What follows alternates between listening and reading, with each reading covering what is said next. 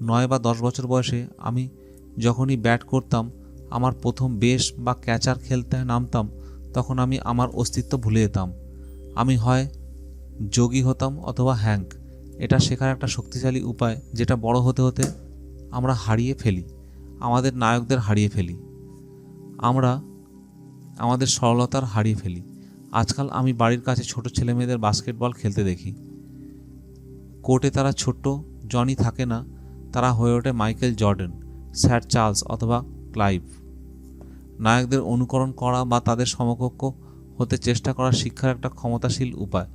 আর সেই কারণে যখন ও.জে. সিম্পসনের মতন কেউ লোকের শ্রদ্ধাচ্যুত হয়, এত গোলমাল সৃষ্টি করে, এটা একটা কোর্টরুম ট্রায়াল থেকে অনেক বড়। এক নায়কের পতন, এমন একজন নায়কের পতন যার সাথে লোকে বড় হয়ে উঠেছে, তাকে শ্রদ্ধার আসনে বসিয়েছে আর তার মতন হতে চেয়েছে।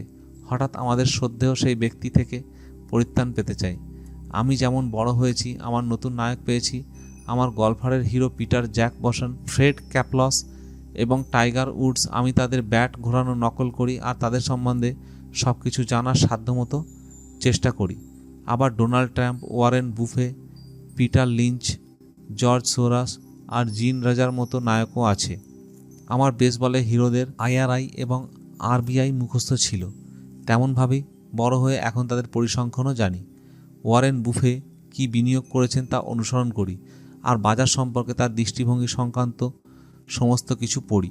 আমি পিটার লিঞ্চের বই পড়ি ওর স্টক মনোনীত করার পদ্ধতি বোঝার জন্যে। আমি ডোনাল্ড ট্রাম্প সম্বন্ধে পড়ি, উনি কিভাবে দরাদরি না করে সওদা করেন তা বুঝতে চেষ্টা করি। যখন আমি ব্যাট করতাম তখন যেমন আমি আমার মধ্যে থাকতাম না, তেমনি আমি যখন বাজারে অথবা কোনো সওদা দরাদরি করি, আমি নিজের অজান্তেই ট্রাম্পের মতো অভিনয় করি। অথবা যখন কোনো ট্রেন্ড বিশ্লেষণ করি, সেটা পিটার লিঞ্চের দৃষ্টিভঙ্গি দিয়ে দেখি। নায়ক থাকার ফলে আমার অপরিণত প্রতিভার সদ্ব্যবহার করি। কিন্তু নায়কেরা আমাদের শুধু প্রেরণাই দেয় না, নায়কেরা বিষয়টা সোজা করে দেখায়। সেই সহজ দেখানোই আমাদের ঠিক তাদের মতো শেখায়। ওরা যদি করতে পারে, আমিও পারবো। বিনিয়োগের প্রসঙ্গে অনেকেই একে কঠিনভাবে বর্ণনা করে, তা না করে বরং এমন নায়ক খুঁজে বার করা দরকার যে এটাকে সহজভাবে বুঝিয়েছে। 10 শেখান এবং আপনি পারবেন। দেওয়ার ক্ষমতা ও শক্তি। আমার দুজন বাবাই শিক্ষক ছিলেন। আমার ধনবান বাবা আমায় শিখিয়েছিলেন দাতা হওয়ার প্রয়োজনীয়তা, যা চিরদিন মেনে চলেছি। আমার শিক্ষিত বাবা প্রচুর সময় আর জ্ঞান দিয়েছেন, কিন্তু কোনো অর্থ দেননি। যেমন আমি বলেছি, তিনি সাধারণত বলতেন, আমার যখন প্রয়োজন অতিরিক্ত অর্থ হবে তখন আমি দেব, আর অতিরিক্ত অর্থ খুব কমই হতো। আমার ধনবান বাবা অর্থের সাথে সাথে শিক্ষাও দিয়েছেন। দেওয়ার ব্যাপারে তার দৃঢ় বিশ্বাস ছিল। যদি কিছু চাও, তোমার প্রথম দেওয়া প্রয়োজন, তিনি সব সময় বলতেন। ওর যখন পয়সা কম হতো, উনি হয় চার্চে না হলে ওদের প্রিয় দানছত্রে দান করতেন। আমি আপনাদের কাছে একটা ভাবনা রাখতে চাই, যখনই আপনার অর্থ কম পড়বে অথবা আপনার কিছু প্রয়োজন বোধ হবে, আপনি যা চান সেটা আগে দিয়ে দিন। এটা আপনার কাছে বহুগুণ হয়ে ফিরে আসবে। এটা অর্থ, হাসি, ভালোবাসা, বন্ধুত্ব সব ক্ষেত্রেই প্রযোজ্য। আমি জানি লোকেরা প্রায়ই এটা করতে চায় না, কিন্তু এটা আমার ক্ষেত্রে সবসময় কাজ করেছে। পারস্পরিক আদান প্রদানের সত্যতায় আমি বিশ্বাস করি। আর আমি যা চাই আমি তাই দিই। আমি অর্থ চাই তাই অর্থ দিই, আর এটা অনেক গুণ বেশি হয়ে ফিরে আসে। আমি চাই আমার বিক্রি হোক, তাই আমি অন্যদের কিছু বিক্রি করতে সাহায্য করি, আর আমার বিক্রয় বেড়ে যায়। আমি যোগাযোগ বাড়াতে চাই, তাই আমি অন্যের যোগাযোগ বাড়াতে সাহায্য করি, আর জাদুস্পর্শের মতন আমার যোগাযোগও বেড়ে যায়। আমি বহু বছর আগে একটা কথা শুনেছিলাম, ভগবানের কিছু পাওয়ার জন্য প্রয়োজন নেই, কিন্তু মানুষকে দেবার প্রয়োজন আছে। আমার ধনবান বাবা প্রায়ই বলতেন, গরিব লোকেরা ধনীদের থেকে বেশি লোভী। তিনি বোঝাতেন যে একজন লোক ধনী অন্যের কাঙ্ক্ষিত জিনিসটা দিয়ে দেন। আমার জীবনে এই সমস্ত বছরে যখনই আমার কিছু প্রয়োজন হয়েছে অথবা আমি পয়সা বা সাহায্যের অভাব বোধ করেছি, আমি নিজের মনের মধ্যে খুঁজেছি আমি কি চাইছি, আর সেটাই প্রথম দেবার সিদ্ধান্ত করেছি। আর যখনই আমি দিয়েছি, এটা সবসময় ফিরে এসেছে। এটা আমাকে সেই গল্পটা মনে করিয়ে দেয়, যেখানে এক প্রচণ্ড শীতের রাত্রে একটা লোক হাতে কাঠ নিয়ে বসে আছে আর স্টোভটার দিকে চেয়ে চিৎকার করে বলছে, তুমি আমাকে উত্তাপ দিলে আমি তোমাকে কাঠ দেব। আর মনে রাখবে, যখন অর্থ, ভালোবাসা, সুখ, বিক্রি আর যোগাযোগের প্রসঙ্গ আসে, আগে আপনি যা চান তাই দিন, আর এটা শতগুণ হয়ে ফিরে আসবে।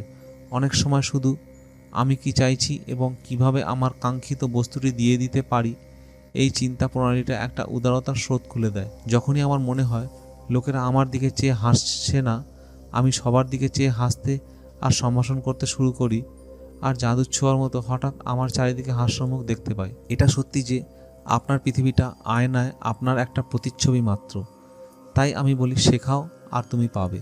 আমি দেখেছি যারা শিখতে চায় তাদের যতই আন্তরিকতার সাথে শিক্ষা দিয়েছি, ততই আমারও জ্ঞান বৃদ্ধি হয়েছে।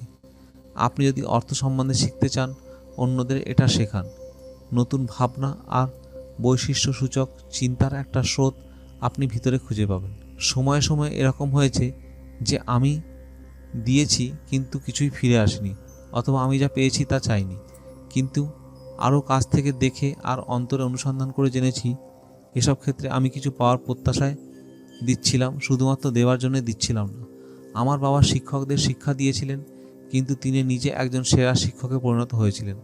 আমার ধনবান বাবা সবসময় অল্প বয়সী লোকেদের ব্যবসা প্রণালীর শিক্ষা দিয়েছিলেন।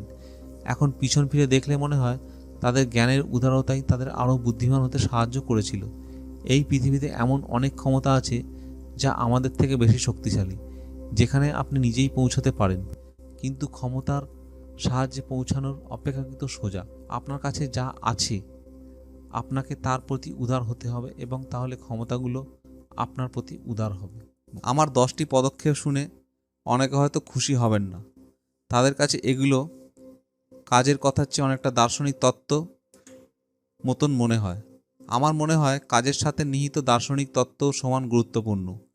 এমন অনেকেই আছে যারা চিন্তা করার বদলে কাজ করতে চায়, আবার এমন লোকও আছে যারা চিন্তা করতে চায় কিন্তু কাজ করতে নয়। আমি বলবো দুইয়েরই মিশ্রণ দরকার। আমি নতুন চিন্তাধারাও পছন্দ করি, আবার কাজও ভালোবাসি। তাই শুরু করতে হলে কি করে করতে হয় এটা যারা জানতে চায় তাদের আমি সংক্ষেপে আমার কথাগুলি বলবো। আপনি যা করছেন তা বন্ধ করুন, একটু বিরাম নিয়ে বিবেচনা করে দেখুন কোন কাজটা করছে আর কোনটায় কাজ হচ্ছে না। পাগলামির সংজ্ঞা হচ্ছে একই জিনিস করা অথচ একটা পৃথক ফল আশা করা।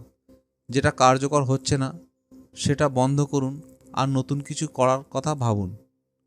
নতুন ভাবনার খোঁজ করুন। নতুন বিনিয়োগের উপায় খোঁজার জন্যে আমি বইয়ের দোকানে যাই আর ভিন্ন ভিন্ন অনুপম বিষয়ের বই দেখি। আমি ওগুলোকে বলি ফর্মুলা। আমি যে ফর্মুলার বিষয়ে কিছু জানি না তা করার পদ্ধতি, হাউ টু সম্বন্ধে বই কিনি। উদাহরণস্বরূপ, একটা বইয়ের দোকানে আমি জোয়েল মস্কোউইটসের লেখা দ্য 16% সলিউশন বইটা দেখেছিলাম। এই বইটা কিনে পড়েও ছিলাম। কাজে লেগে পড়ুন। পরের বৃহস্পতিবার বইটায় যা বলা হয়েছিল আমি প্রতিটি পদক্ষেপ সেই মতো করেছিলাম। অ্যাটর্নির অফিস আর ব্যাংক, রিয়েল এস্টেটের সওদা খোঁজার ব্যাপারে আমি তাই করেছিলাম। আমার কোনো নতুন ফর্মুলা শিখলে বেশিরভাগ লোক তা কাজে লাগায় না, অথবা তার জন্যে অন্য কেউ তাদের নতুন ফর্মুলা সম্বন্ধে বুঝিয়ে দেয়। আমার প্রতিবেশী আমায় বলেছিলেন 16% কেন কাজ করে না। আমি তার কথা শুনিনি, কারণ তিনি এখনও কাজ করেননি। এমন কাউকে খুঁজে বার করুন যে আপনি যা করতে চাইছেন সেটা সে করছে। তাদের লাঞ্চে নিয়ে যান, তাদের কাছে ব্যবসার ছোট ছোট কৌশলের সংকেত জেনে নিন। 16% ট্যাক্সলিয়ান সার্টিফিকেট প্রসঙ্গে আমি কাউন্টি ট্যাক্স অফিসে গিয়ে যে সরকারি কর্মচারীটি ওই অফিসে কাজ করেন তাকে খুঁজে বার করেছিলাম। আমি দেখেছিলাম তিনিও ট্যাক্সলিয়নে বিনিয়োগ করেছিলেন। আমি তৎক্ষণাৎ তাকে লাঞ্চে নিয়ন্ত্রণ করেছিলাম। তিনি যা জানতেন তা সব কিছু বোঝাতে এবং কি করে এটা করা যায় তাতে বোঝাতে রোমাঞ্চিত বোধ করছিলেন। পরের দিনই আমি তার সাহায্যে দুটো বড় বড় সম্পত্তির সন্ধান পেয়েছিলাম, এবং তখন থেকে 16% হিসেবে আমার সুদ জমা হচ্ছে। আমার বইটা পড়তে একদিন লেগেছিল কাজটা করতে। লাঞ্চের জন্য 8 ঘন্টা, আর একটা দিন দুটো বড় সওদা অর্জন করতে লেগেছিল। ক্লাসে ভর্তি হন আর টেপ কিনুন। আমি খবরের কাগজের নতুন আর কৌতূহলোদ্দীপক ক্লাসের খোঁজ করি। অনেকগুলো ক্লাসই হয় বিনামূল্যে অথবা খুব কম ফি দিতে হয়। আমি যা শিখতে চাই সেসব বিষয়ে খরচ সাপেক্ষ। সেমিনারগুলোতে আমি অর্থদান করি এবং উপস্থিত থাকি। আমি কোর্স করি বলি আমি ধনী এবং আমার কাজ করতে হয় না। আমার এমন বন্ধু আছে যারা এই ক্লাসগুলোতে যায় না। তাদের মতে আমি অর্থ নষ্ট করছি, অথচ তারা এখনও এক চাকরিতেই বহাল আছে। প্রচুর প্রস্তাব দিন। আমি যখন একটা টুকরো রিয়েল এস্টেট কিনতে চাই, আমি প্রচুর সম্পত্তি দেখি এবং সাধারণত একটা প্রস্তাবে সম্মতি হই। আপনি যদি সঠিক প্রস্তাব চিনতে অসমর্থ হন, তাহলে বলতে হবে আমিও চিনি না। সেটা রিয়েল এস্টেট এজেন্টদের কাজ, তারাই প্রস্তাব দেয়। আমি যত কম কাজ করা সম্ভব তাই করি। আমার এক বন্ধু আমার কাছে অ্যাপার্টমেন্ট হাউস কেনা শিখতে চেয়েছিলেন, তাই এক শনিবার তিনি তার এজেন্ট আর আমি 6টা অ্যাপার্টমেন্ট হাউস দেখালাম।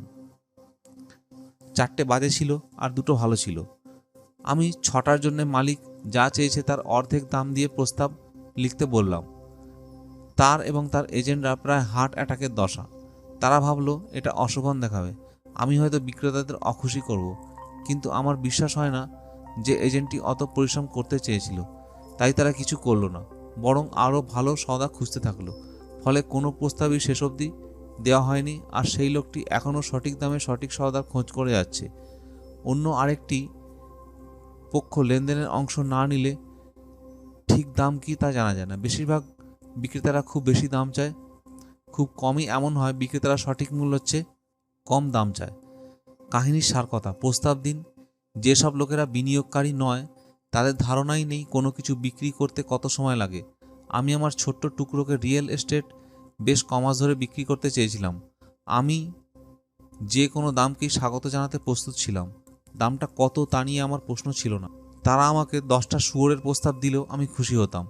প্রস্তাবটাতে নয় শুধুমাত্র এই জন্যে যে ক্রেতার কেনার উৎসাহ আছে, আমি তার বদলে হয়তো একটা শুয়োরের খামার চাইতে পারতাম। কিন্তু এভাবেই খেলাটা কার্যকর হয়।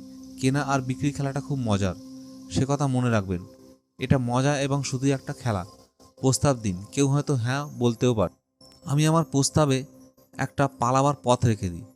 রিয়েল এস্টেটের ক্ষেত্রে আমি আমার প্রস্তাব এভাবে লিখি: ব্যবসায়ী অংশীদারদের অনুমোদন সাপেক্ষ। আমি কখনো নির্দেশ করি না ব্যবসায়ী অংশীদারটি কে। ওরা যদি প্রস্তাবটি মেনে নেয় অথচ আমি তাতে অসম্মত হই, তাহলে আমি বাড়িতে ফোন করে করে আমার বিড়ালের সাথে কথা বলি। অবান্তর কথাটা বলার উদ্দেশ্য আপনাকে বোঝানো যে খেলাটা স্বাভাবিক রকমের সোজা ও সরল। অনেক লোকেরা সমস্ত জিনিসটা অত্যন্ত কঠিন করে দেয় এবং অত্যন্ত গম্ভীরভাবে গ্রহণ করে। একটা ভালো সওদা, ঠিক ব্যবসা, সঠিক লোকজন, সঠিক বিনিয়োগকারী ইত্যাদি খুঁজে পাওয়া ঠিক ডেটিংয়ের মতো। আপনাকে বাজারে যেতে হবে, অনেক লোকের সাথে কথাবার্তা বলতে হবে, অনেক প্রস্তাব দিতে হবে, প্রতি প্রস্তাবের জন্য তৈরি থাকতে হবে, দরাদরি করতে হবে, বাতিল করতে হবে, মেনে নিতে হবে। আমি এমন কিছু নিঃসঙ্গ লোকেদের চিনি যারা বাড়িতে বসে থাকে ফোন বাজবার আশায়, কিন্তু বাজারে যাওয়া সবথেকে ভালো, তা সে শুধু সুপার মার্কেটই যান না। খোঁজ, প্রস্তাব দেওয়া, বাতিল করা, দরদস্তুর করা আর মেনে নেওয়া, এই সবই জীবনের প্রায় সমস্ত প্রণালীর বিশেষ অংশ। মাসে একবার 10 মিনিট ধরে একটা এলাকায় জগ করুন, হাঁটুন বা গাড়ি চালান। আমি জগ করতে করতে কয়েকটা সর্বোৎকৃষ্ট রিয়েল এস্টেটের সন্ধান পেয়েছি। আমি একটা বিশেষ পাড়ায় 1 বছর জগ করি। আমি পরিবর্তনের খোঁজে থাকি। একটা কেনা বেচায় লাভ রাখতে হলে 2টো জিনিস থাকা দরকার: সওদা আর পরিবর্তন। অনেক সওদা আছে, কিন্তু পরিবর্তন একটা সওদাকে লাভজনক সুযোগে পরিবর্তিত করে। তাই আমি যখন জগ করি, আমি এমন একটা পাড়ায় জগ করি যেখানে আমি বিনিয়োগের সুযোগ পাব। এই বারবার যাওয়ার জন্যে আমার সামান্য তফাতও চোখে পড়ে। আমি খেয়াল করি রিয়েল এস্টেটের সাইনবোর্ড যেটা অনেক দিন ধরে লাগানো রয়েছে, তার মানে বিক্রেতা কেনা বেচা করতে বেশি আগ্রহী। আমি ট্রাকে যাওয়া আসা দেখি, আমি দাঁড়িয়ে ড্রাইভারের সাথে কথা বলি, আমি ডাক বাহকদের সাথে কথা বলি। একটা এলাকা সম্পর্কে তাদের কত খবর সংগৃহীত আছে শুনলে অবাক লাগে।